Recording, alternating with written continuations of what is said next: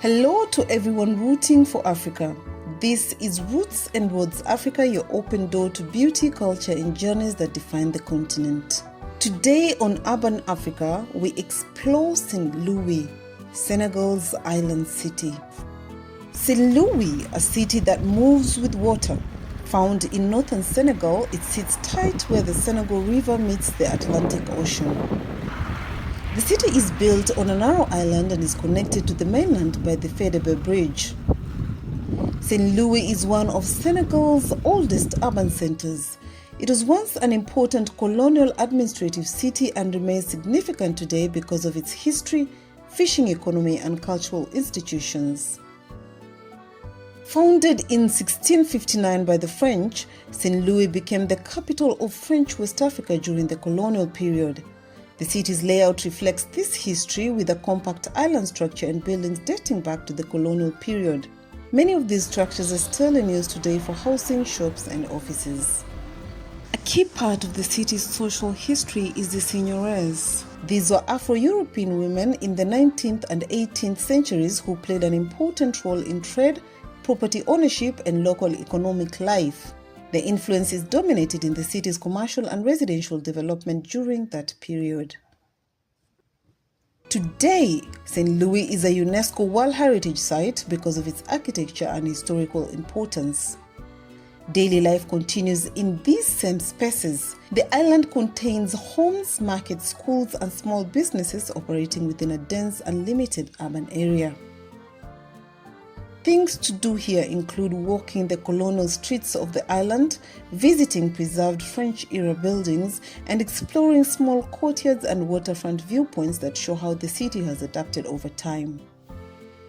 St. Louis functions through a clear spatial division connected by the Faidherbe Bridge. On the mainland side is Guet Ndar, one of the most densely populated fishing communities in Senegal. Fishing is the main economic activity. Fishermen use wooden boats called pirogues to go into the Atlantic Ocean. The catch is brought back to the shore where it's sorted, processed, and sold locally and in the regional markets.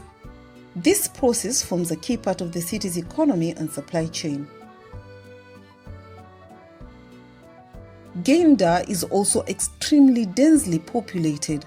Housing, workspaces, and public areas overlap due to limited land along the coast.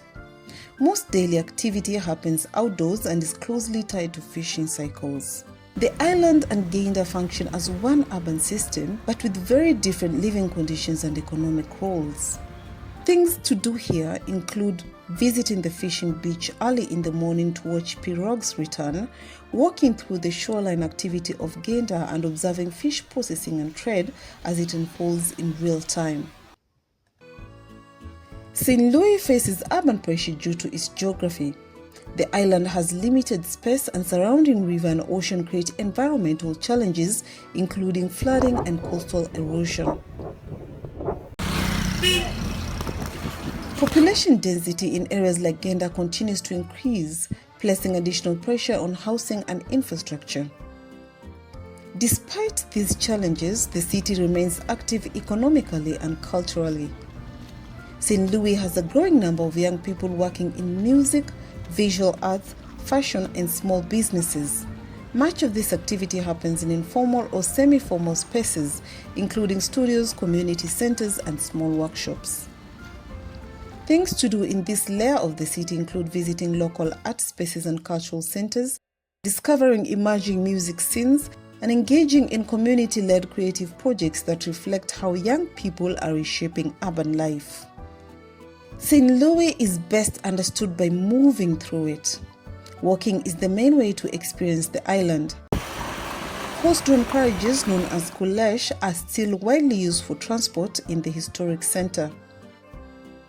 Food is an important part of daily life. Sibujan, a dish made with rice and fish, is widely eaten in the region and reflects the city's connection to fishing and coastal trade. The Faidherbe Bridge is the main connection point between the island and Guet Ndar.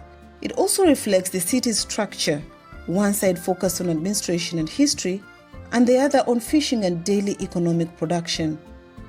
St. Louis remains a city shaped by its geography, history, and economy, all operating within a small and highly interconnected space.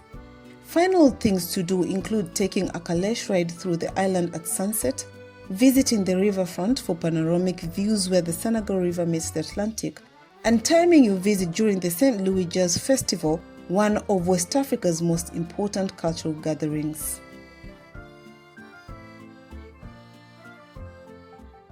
This is Roots and Roads Africa, exploring Africa through the roads we take, the cultures we carry, and the connections we make.